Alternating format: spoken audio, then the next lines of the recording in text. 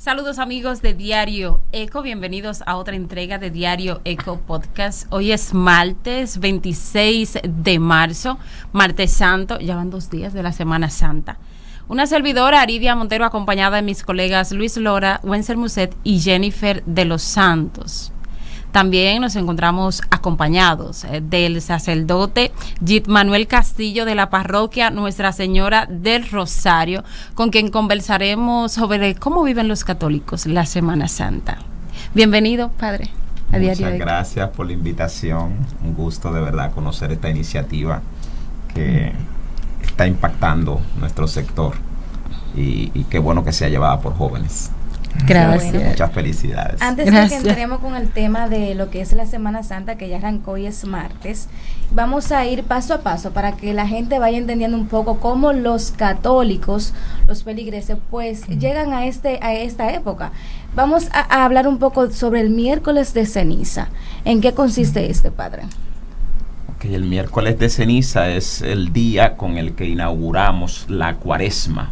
Son 40 días dedicados sobre todo a la oración, al ayuno, a la obra de caridad, como una forma de concentrarnos más en Dios. Entonces el miércoles de ceniza, con el gesto de colocarse la ceniza en la frente, ¿verdad?, aludiendo a que somos polvo y al polvo volveremos, y como una invitación a la conversión y a volvernos al Evangelio de Cristo, se inicia ese camino cuaresmal que tiene muchas alusiones bíblicas.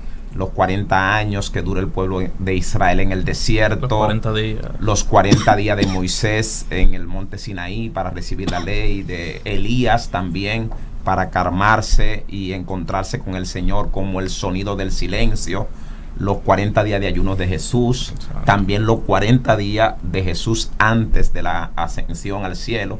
O sea que es un número preñado de muchos significados y que nos habla de un tiempo de combate, de trascendencia, de búsqueda profunda de Dios y también de encuentro con la propia verdad del ser, de la persona que está en camino. Y entonces la Cuaresma, y que usted dice que da paso a lo que es la Cuaresma, ¿cuál es su significado? Asisto a la Iglesia Católica y pues aquí nos dicen que esa es una época de ayuno, de reflexión, discernimiento.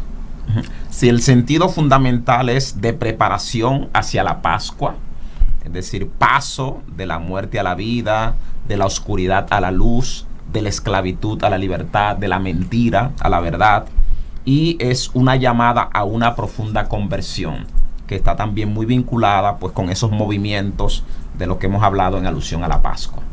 Entonces muchas veces se queda, ¿verdad?, como en el aspecto penitencial o en el aspecto dramático, en el aspecto externo, y serían como lo que llamamos los peligros a la hora de vivir este tiempo de gracia y no entrar como en el corazón del misterio, en aquello a lo que la propuesta está apuntando. Estos medios externos se suponen que te ayuden a entrar en ese proceso de conversión interior, como cambio de dirección, también como reorganización de las prioridades de tu vida, de modo que el Señor ocupe el centro y que todos tus quereres estén en torno a ese centro vital, que es Dios. Una pregunta. ¿Hay alguna diferencia, por ejemplo, en cómo era la Semana Santa, cómo se celebraba o cómo la gente la tomaba en el principio de su camino en la fe y al día de hoy? Sí, una diferencia muy clara, muy grande. Recuerdo que de pequeño, ¿verdad?, había como ese respeto, ese resguardo, quizás bajo una idea de mucho temor, pero como ese espacio de recogimiento realmente interior y de intentar conectarse con las celebraciones litúrgicas. Fuera del audio hablábamos también de esos medios televisivos que de una otra manera te ayudaban, ¿verdad?, a reflexionar sobre lo que se estaba celebrando en el contexto de la Semana Santa. Hoy día, digamos, hay sobre todo como una explosión de que es unos días de asueto, de vacaciones en medio del verano, y que entonces la gente aprovecha para, por un lado, algo bonito, compartir en familia, pero quizá por otro lado exponerse por el alcohol, el consumo excesivo de comida, la exposición al peligro, tanto en la velocidad como en los balnearios, que terminan, ¿verdad?, en muchas desgracias, infelizmente. Entonces yo creo que ha habido un cambio que tiene que ver con la secularización, ¿verdad?, y el proceso de transformación de la sociedad, que ya no está tan centrado en el tema religioso, sino en otras alternativas. Y precisamente entonces la gente es enfocada en estas otras propuestas, pues aprovecha la Semana Santa, ¿no?, como este espacio, ¿verdad?, para el encuentro consigo mismo, el encuentro con Dios, la revisión de vida, la conexión con Jesús, sino más bien para el esparcimiento. E infelizmente para un esparcimiento que no siempre es sano y que por eso pues redunda en tantas desgracias. Pero ¿a qué usted cree que se debe que se ha perdido en esa Semana Santa lo que es más la parte espiritual, y ya la gente como que ha cambiado la manera de vivir que de esa Semana Mayor? Sí, hay un cambio radical de paradigma a nivel social. O sea, nosotros venimos de lo que se llamaba una sociedad de cristiandad, en la que había un predominio del catolicismo y de las religiones cristianas, que ha ido mermando significativamente con el paso de los tiempos. ¿A qué se debe que haya mermado? Son múltiples factores. Tiene que ver con el desarrollo económico, tiene que ver con todo el modelo de mercado, ¿verdad? Neoliberal, proceso de globalización. ¿Se ha actualizado la iglesia a estos nuevos tiempos? Yo diría que hay unos esfuerzos muy interesantes de actualización. Por ejemplo, recientemente nosotros tuvimos un congreso de la vida consagrada en el mundo actual, que precisamente estábamos analizando cuáles son los cambios de paradigma que se están dando a nivel de la sociedad en la que nosotros vivimos, y cuál puede ser la respuesta de Dios que nosotros como cristianos, y en nuestro caso como consagrados, damos a ese contexto. ¿Qué usted piensa del celibato? ¿Cuál es su opinión? Yo pienso que refleja una opción de vida, digamos, de entrega total al Señor.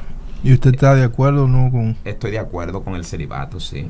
Y lo he asumido, tanto el celibato que asumen los sacerdotes católicos diocesanos, como los votos que asumimos los religiosos, el voto de pobreza, voto de obediencia, voto de castidad, y que son una opción de vida que intenta expresar una consagración total al Señor. Pero esa es el voto de pobreza es una característica de los franciscanos, ¿verdad? ¿Usted no puede hablar un poco de esa orden? Ya, digamos, el voto de pobreza, tanto el de castidad, de pobreza y obediencia, son propios de todas las congregaciones religiosas. Okay. Pero entre los franciscanos, a la orden a la que yo pertenezco, tiene un matiz muy especial, porque fue uno de los elementos que en su proceso de conversión, en su formulación de la relación con Dios, San Francisco de Asís como que le dio mucho calor, mucho carácter. Entonces, en cada época, los santos de una u otra manera rescatan algunos elementos centrales del Evangelio y ponen el acento en ello. O sea, para los franciscanos, por la raíz y el contexto en el que vivió San Francisco de Asís, este es uno de los elementos que él señala. ¿Y cuál es el rol que juegan los franciscanos en la Iglesia Católica actual, y cuáles son las dependencias que ustedes tienen la responsabilidad en la Iglesia Católica? Fíjate, con el ascenso al papado de Francisco, a nosotros se nos ha dado una relevancia muy grande, porque él en primer lugar adopta el nombre de Francisco en honor a San Francisco de Asís, y en este esfuerzo por dar respuesta a los desafíos de nuestra época, precisamente retoma la figura de San Francisco, que fue un reformador de la iglesia para su contexto, y que lo hace desde las raíces del Evangelio.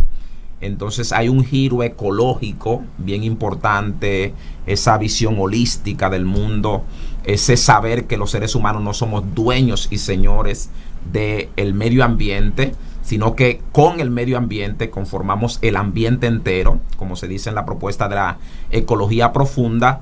Y por tanto, como franciscano, hemos de estar a la vanguardia de esa propuesta, ¿verdad? De que, por un lado, rescata la importancia de la ecología, pero también tiene que ver con una opción preferencial por los pobres, por los excluidos, y un intentar que estas personas, ¿verdad?, tengan un reconocimiento, tengan acceso a los derechos básicos, etcétera, etcétera, etcétera. Entonces es bien desafiante la labor que como franciscanos tenemos en este contexto. Obviamente no siempre podemos responder a la vastedad de la demanda, pero sí estamos intentando con pequeños pero significativos pasos dar respuesta, por lo menos en los contextos donde nos movemos, a esos desafíos. ¿Por qué la Iglesia Católica no tiene el rol relevante que lo tenía en la época de Nicolás de Jesús López Rodríguez y del cardenal, el de la Pucamaima, el director? Agripino Núñez Collado. Antes era la Iglesia Católica, era un poder, era más determinante, asumía posiciones, y ahora la vemos como media dispersa. No sé qué es lo que pasa. Sí, toda esta situación hay que verla como en un contexto mayor. Por ejemplo, nosotros asistimos a lo que se llama la crisis de Occidente. La sociedad occidental, tal como la hemos concebido en la modernidad, está en crisis, se está resquebrajando. Y el cristianismo, que de una u otra manera respondió a esa propuesta de sociedad, también está en crisis. Pero digamos, no solo la Iglesia Católica está en crisis, están en crisis todas las instituciones, los partidos políticos, las ideologías. Entonces, esa situación concreta no podemos perder de vista como el marco mayor en el que ella se desarrolla. Y después hay tipos diferentes de liderazgo. Desde que Monseñor Francisco Soria, por ejemplo, asumió como arzobispo de la diócesis de Santo Domingo, él indicó que iba a tener una labor más concentrada en el tema pastoral y con una menor incidencia política en otros temas que quizás no competen tan directamente a lo que es esa labor pastoral. Entonces digamos que ese tipo de liderazgo indica una forma diferente de abordar los problemas y las situaciones. Y obviamente la pérdida de relevancia también de la iglesia, porque digamos en el contexto de hace 10 años, la iglesia representaba un 70% de la población dominicana, la iglesia católica. Hoy día estamos en un 48%. Y digamos lo que oficialmente se dicen cristianos católicos, pero sabemos que los que son practicantes es un grupo mucho menor. Pero mi esposa va mucho a la iglesia, y cuando ellos hacen los procesos, la caminata y demás, yo veo que la población de la iglesia católica envejeció, y no veo como ese interés de las nuevas generaciones incorporarla a la iglesia católica. Cuando están haciendo la caminata por cualquier procesión, siempre veo personas mayores de 50 años, muy pocos jóvenes. ¿Ustedes tienen algún plan para Yo creo conectar? Que depende los contextos y las zonas pastorales o el tipo de actividad del que se trate. Por ejemplo, nosotros hacemos una actividad con los religiosos jóvenes que se llama un Via Luci, y es impresionante la cantidad de jóvenes consagrados que participan de ese Via Luci. Se hace un encuentro de Pascua, tanto la Pascua juvenil como también un encuentro terminado el Triduo Pascual, que es una concentración de jóvenes muy interesante. Recientemente, por ejemplo, estos jóvenes hicieron una rogativa en solidaridad con la situación de Haití, que es impresionante la iniciativa de estos jóvenes y cómo están respondiendo a un desafío de este momento presente. ¿Cuál es su opinión, o cuál usted cree que debe ser la posición de la Iglesia Católica referente al tema haitiano? Yo pienso que nosotros, sobre todo, hay un lema bien bonito que se adoptó en la Iglesia Católica hace unos años, que dice: en la Iglesia nadie es extranjero. Como cristianos, nosotros defendemos, ¿verdad?, que el ser humano tiene derecho a migrar a donde puede encontrar mejores condiciones de vida, y es el fenómeno de la migración también se maneja dentro de un nuevo paradigma, el paradigma de la movilidad humana. Y entonces, obviamente, cada país también tiene el derecho de establecer sus controles, sus medidas, y sobre todo nosotros abogamos por un proceso de legalización de las personas para que no sufran el maltrato, el discrimen y todo ese tipo de vejaciones, ¿verdad?, a su condición humana. Y digamos, nosotros como dominicanos estamos llamados a convivir con el pueblo haitiano como dos naciones hermanas que comparten una misma isla. Y yo pienso que hay que establecer procesos oficiales de interacción, acuerdos bilaterales que sean la base de una relación más fraterna y cada vez de un mutuo apoyo, de un mutuo reconocimiento. Y pienso que tenemos una deuda muy seria con esa temática. ¿Estaría de acuerdo con un campo de refugiados como han planteado organismos internacionales en el país? Yo pienso que sí, se podría tomando las medidas, ¿verdad?, del lugar, haciendo estudios para ver el espacio donde se establece. Yo entiendo que es una cuestión de humanidad. O sea, si alguien, lo más elemental, si tu vecino se le está quemando la casa, que tú puedas socorrerlo por un tiempo y darle la mano y ayudarlo en todo lo que tú puedas, me parece que es una perspectiva cristiana y muy humana. Entonces, obviamente, las políticas de los países responden a una organización más compleja que lo que quizás una relación de persona a persona o de una familia con otra familia, pero obviamente la actitud, a mi modo de ver, debe ser de colaboración, de apoyo, de apertura, de interrelación. Y no se puede colaborar ellos allá, o sea, crear los campos de refugiados del lado de ellos y darle toda la facilidad de ahí. También esa sería una posibilidad. Obviamente, por eso decía que son necesarios estudios para ver cuáles son las propuestas más factibles, más viables y que puedan beneficiar, digamos, a la población. Obviamente siempre una alternativa como esta se entiende como una propuesta temporal, porque lo ideal es desarrollar, pacificar el espacio para que ellos puedan tener una vida digna y buena en su lugar, así como lo queremos para nosotros en nuestro país, que no tengamos que estar migrando a otros países porque no vemos condiciones de vida, de desarrollo. Pues asimismo procurar que haya un desarrollo interno que no empuje a esa masa creativa, transformadora a migrar, que normalmente son la gente que más iniciativa tienen y que más pueden empujar el país al progreso. Realmente sí. Pero volviendo a la Semana Santa, ¿qué significa el Triduo Pascual y cuál es la diferencia de este con la Cuaresma? Ok, el Triduo Pascual concentra lo que sería como el corazón del misterio cristiano, la pasión, muerte y resurrección de Jesús, que se va distribuyendo entre los días Jueves Santo, Viernes Santo y en la Vigilia Pascual, que nos abre al Domingo de Resurrección. Entonces cada uno de estos días está marcado por una invitación a conectarnos profundamente con Jesús y a configurarnos a Él.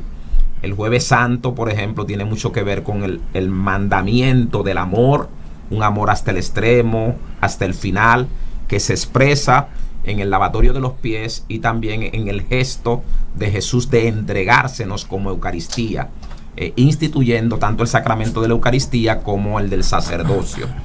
Y una invitación a velar con Jesús a modo de lo que Él hizo en el huerto de Getsemaní con sus discípulos. El Viernes Santo está muy caracterizado por el tema de los Via Crucis, que se escenifica, se medita, se reflexiona, también por el Sermón de las 7 Palabras, y la celebración central es la de la Pasión del Señor, en que se lee de forma reposada el misterio de la Pasión según el Evangelio de Juan. Y hay una oración universal que se hace de un modo muy especial en el Viernes Santo por todo el mundo, por la iglesia, por los no cristianos, por los creyentes en otras religiones, por los que se declaran ateos, agnósticos, por los judíos y por las situaciones así como más imperiosas que está viviendo la humanidad. Se le da un carácter muy especial, rescatando la condición sacerdotal de todos los fieles que interceden en favor del mundo, en favor de la humanidad y en favor de la iglesia. Y después es el único día que no se celebra la Eucaristía a nivel de la Iglesia Católica. Y finalizamos entonces compartiendo la Eucaristía que se ha consagrado en el Jueves Santo. El sábado es un día de silencio, de reposo, ayuno, meditación, y todo se va a articular en torno a la Vigilia Pascual, que lo ideal es hacerlo lo más próximo que se pueda a las 12 de la medianoche, y es como una noche de oración velando por la resurrección de Jesús. Marca un paso interesante de la oscuridad a la luz, porque la celebración se empieza en tinieblas, se enciende una fogata, de esa fogata se enciende el cirio pascual, signo de Cristo resucitado, y se hace una procesión con ese cirio, que es el fuego nuevo que inaugura la vida nueva. Entonces, encendido ese cirio pascual, se dirigen al lugar donde se va a celebrar la vigilia, y allí se canta el pregón, que es el anuncio gozoso de la resurrección de Cristo.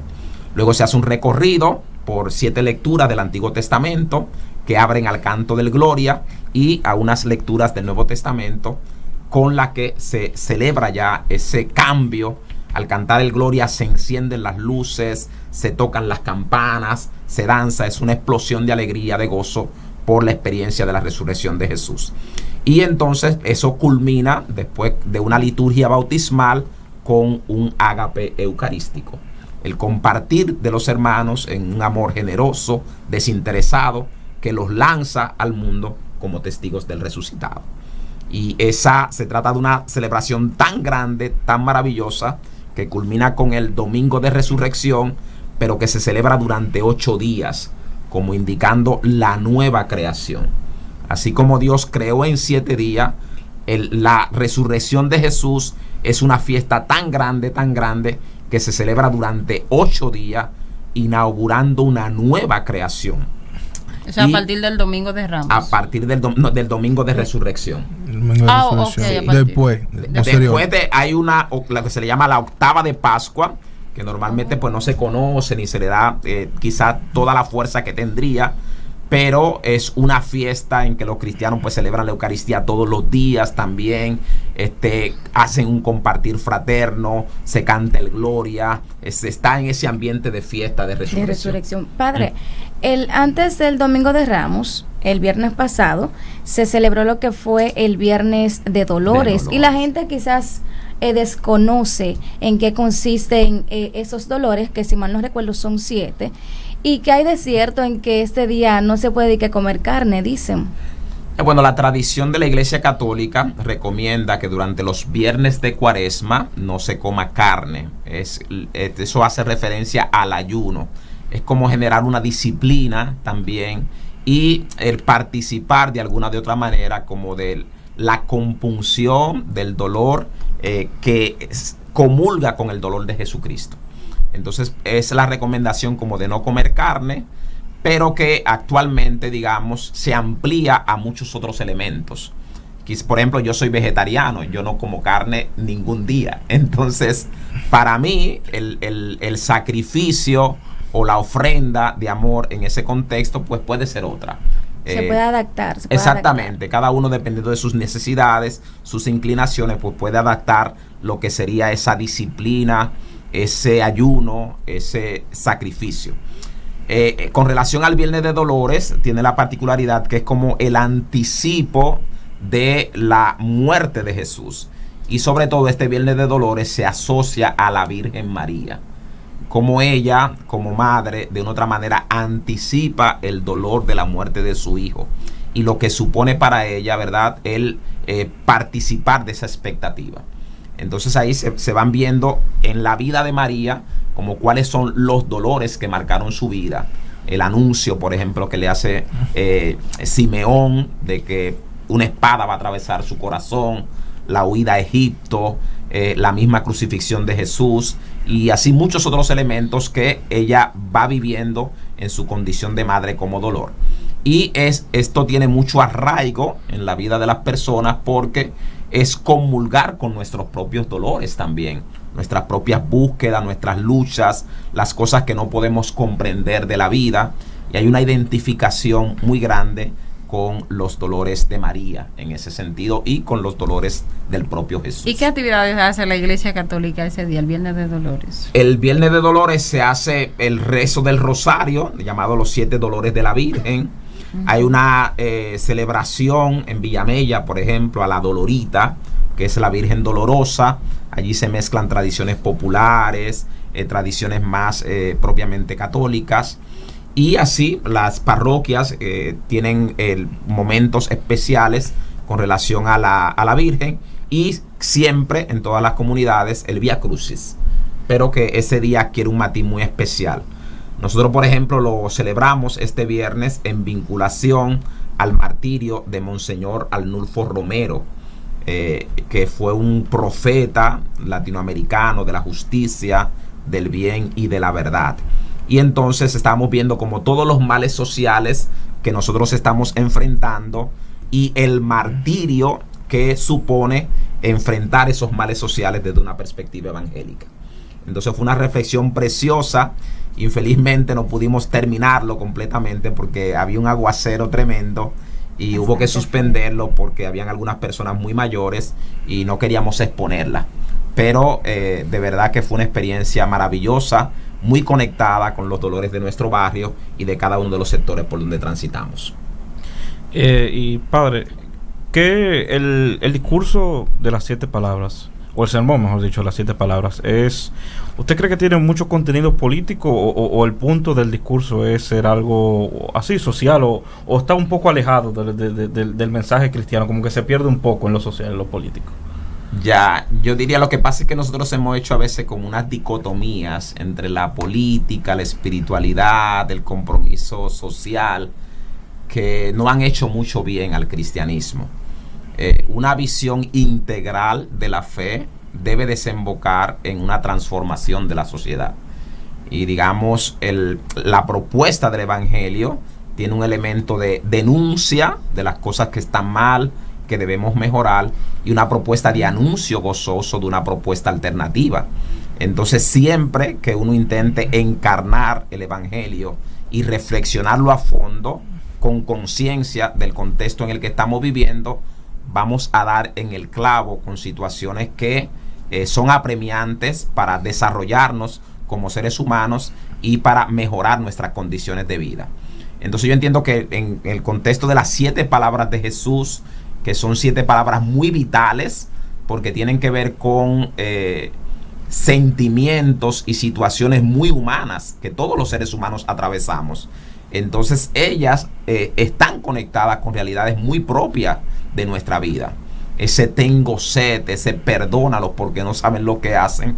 O sea, de una u otra manera, si se profundizan y se viven desde una espiritualidad profunda, enraizada y encarnada, obviamente desembocan en un compromiso social y también en una denuncia social.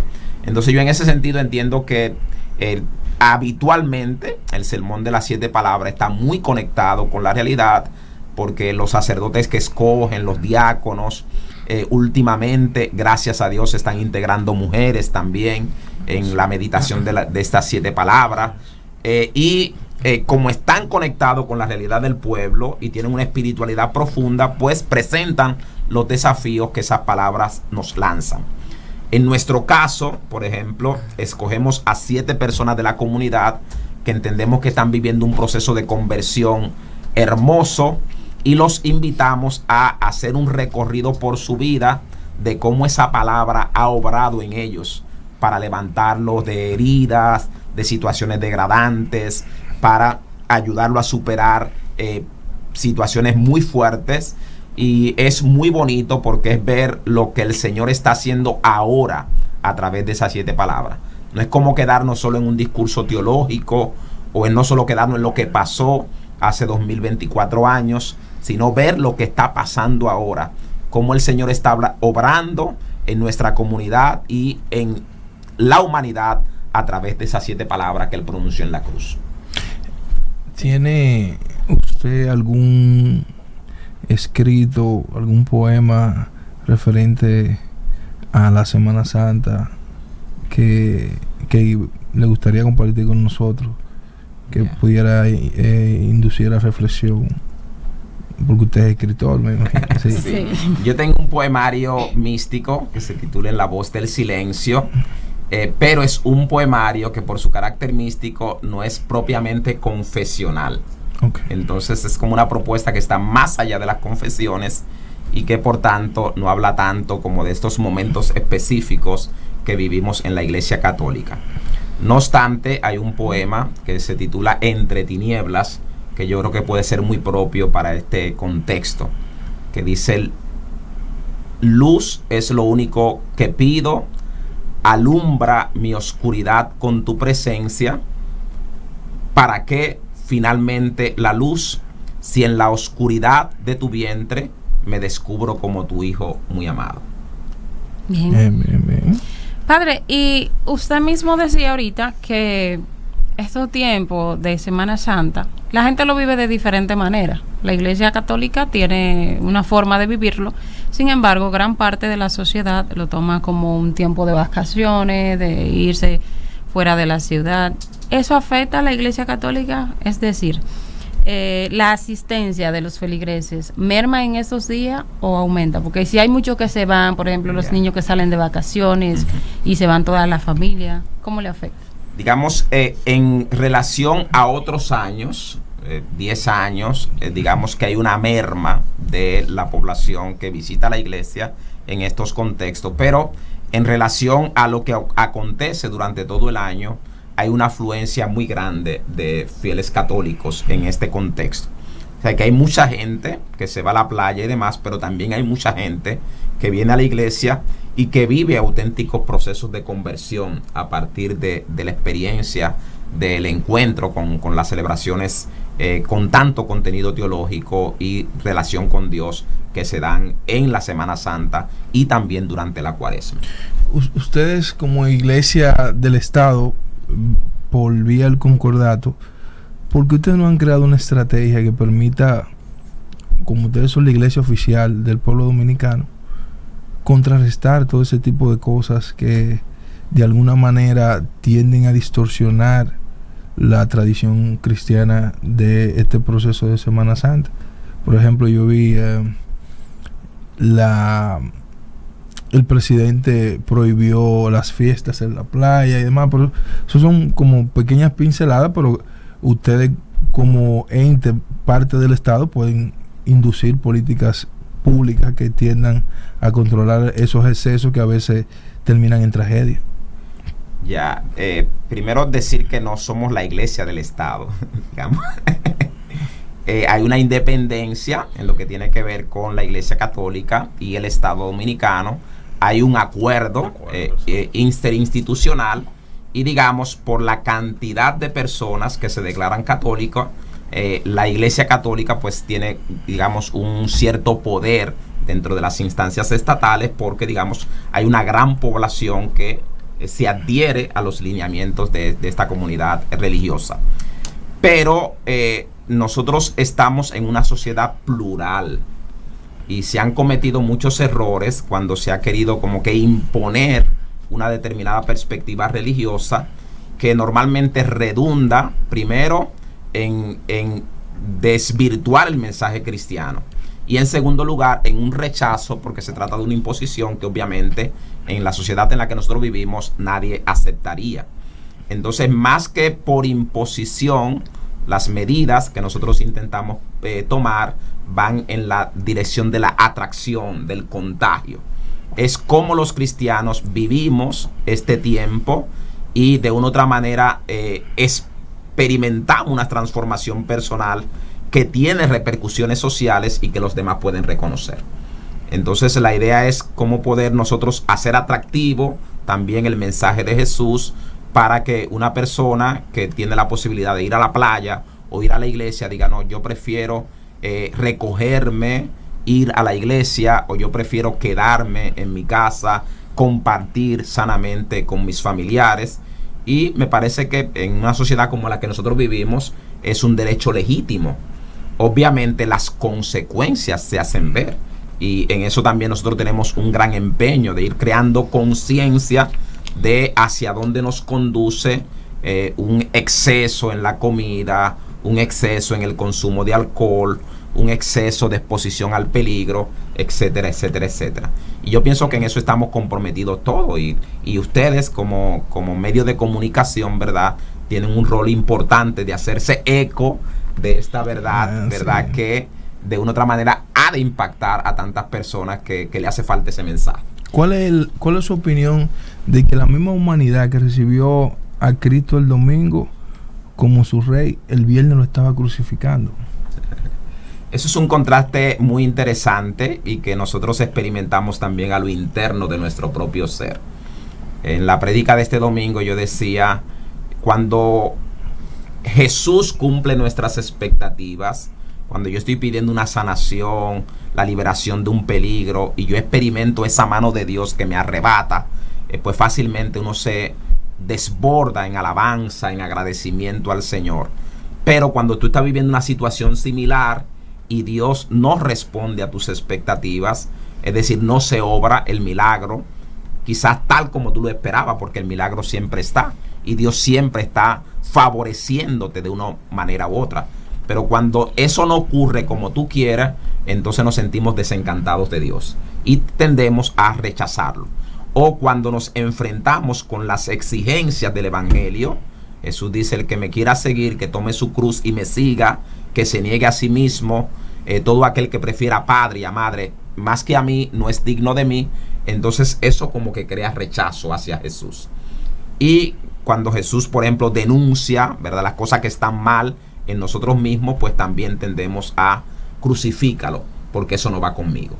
Entonces yo creo que es algo que la multitud manifiesta, pero que también se da en nuestra relación cotidiana con Dios. Padre, yo soy de campo y de chiquita recuerdo que los Viernes Santos, el día antes, había que majar el ajo, porque el Viernes Santo no se podía machacar el ajo, no se podía pegar con cono, no se podía hacer nada, porque ni era eso, alto. El Viernes Santo. Y no, muchacha, baja la voz, que no se puede hablar alto. Yo lo que sí recuerdo que siempre había era habichuela con dulce. No sé cómo vendrá ese Viernes Santo, pero siempre había habichuela con dulce. Sin embargo, los tiempos han cambiado, porque por ejemplo la gente va mucho a la playa el Viernes Santo, y para que la gente pueda disfrutar de un pescado debe haber un grupo de personas trabajando.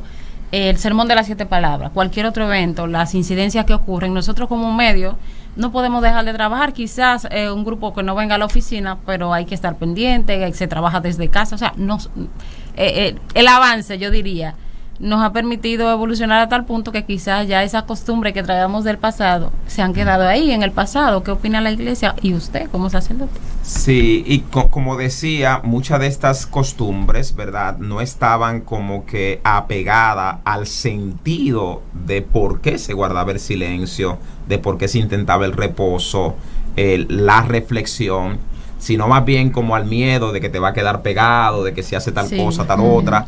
Entonces, esa evangelización sobre la base del miedo dura lo que tú despiertas del miedo.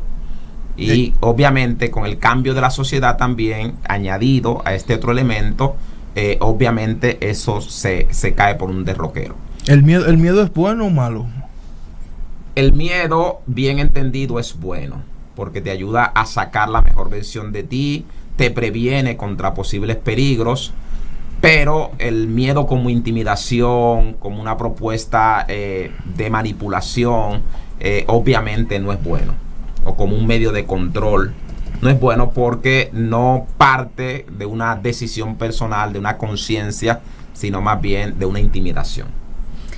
Usted sabe que esta época hablamos bastante de que es una época de reflexión, de estar en paz y también de compartir con sus familiares. Pero aquí en República Dominicana siempre es tiempo de política. Los líderes políticos viven en tiradera, están haciendo actividades proselitistas, o sea, como que no tienen una pausa. ¿Cuál es su exhortación a esos partidos políticos? Sí, yo pienso que que pudieran entrar, ¿verdad?, en esta propuesta de reflexión e invitar a la población a crecer en esta dimensión, porque cuando nosotros actuamos desde nuestro interior, desde la profundidad de nuestro ser, hay un cambio radical en nuestras decisiones, en nuestra forma de proceder e incluso en nuestras actitudes. Entonces yo creo que sería muy sabio de parte de ellos respetar este tiempo de reflexión y quizás no ceder a sus propuestas políticas, pero sí hacerla en la misma tónica del tiempo que estamos viviendo. Y entonces en ese sentido, además de aprovechar como el contexto y potenciarlo, pues los resultados podrían ser más significativos, porque no van a brotar de una decisión emocional, sino de una decisión reflexiva. y eso hace una gran diferencia. en mi modo de ver. ¿Cuál es el proceso que agota a una persona para ser sacerdote a nivel de tiempo? ¿Cuáles son los cursos que realiza para llegar a donde usted está? ¿Y qué opinión le merece a usted la concentración evangélica Batalla de la Fe que se realiza todos los 1 de enero? Okay. El proceso de formación de un sacerdote, primero uno tiene que sentir la inquietud vocacional. A partir de eso y de manifestarla, entra en un proceso de aspirantado, normalmente con una congregación o con un seminario diocesano. ¿Cuántas congregaciones existen de la Iglesia Católica? Cientos de congregaciones masculinas y miles de congregaciones femeninas. Hay una inmensa variedad. Entonces, una vez que se inicia ese proceso, se viven diferentes etapas. En el caso de los religiosos es el noviciado, el postulantado. ¿Qué tiempo dura cada la cual? profesión temporal. El postulantado, que es la primera etapa interior, dura 1 año o 2 años. El noviciado suele ser 1 año. Y luego unos 6 años donde se van renovando esos votos que hace la persona al concluir el noviciado. Habitualmente, en ese periodo posterior al noviciado, se estudia la filosofía y la teología. 10 años estamos hablando. 10 años, 12 años. En el caso de los seminaristas diocesanos, que no tienen que hacer postulantado ni noviciado, sino que hacen un prefilosofado, que es como el equivalente al postulantado nuestro. Luego de eso ellos entran a la filosofía y a la teología, y ya una vez están terminando la teología, hacen el diaconado y casi siempre, poco después de terminar la teología, la ordenación sacerdotal. ¿Cuántos idiomas hablan usualmente? Depende. Algunos 2, 3, 4, 5, dependiendo la facilidad que tengan las personas, la congregación a la que pertenezca también. Okay. Sí. Y con relación a la Batalla de la Fe, me parece una actividad preciosa, muy significativa, que me merece mucho respeto. Perfecto. Padre, ya para concluir, ¿qué le recomienda usted a la población para esta Semana Santa? Bueno, mi invitación es a aprovechar el tiempo. Había un obispo aquí, Monseñor Raúl Versosa, que decía: no es tiempo de perder el tiempo. Y yo pienso que en los momentos en que estamos viviendo como humanidad, como sociedad dominicana, no es tiempo para perder el tiempo. Esparcirse sanamente, compartir con la familia, no es perder el tiempo, pero desperdiciar el tiempo para embriagarse, para desenfrenarse, obviamente es perder el tiempo y muchas veces perder la vida. Entonces, ¿por qué no aprovechar este tiempo para compartir sanamente en familia, para reflexionar, para orar, para visitar una iglesia y darse la oportunidad de meditar en esta Semana Santa que nos habla de un Dios tan hermoso, tan bueno, que nos ha entregado a su propio Hijo para abrirnos un camino de salvación que tiene su base fundamental en el amor? Bien, agradecemos al Padre Gid Manuel Castillo de la iglesia, o más bien de la parroquia Nuestra Señora del Rosario. Muchísimas gracias por habernos acompañado hoy, Padre. Bueno, gracias a ustedes. Un placer compartir con ustedes. Gracias. Y a ustedes, gracias por su fiel sintonía. Bye, bye.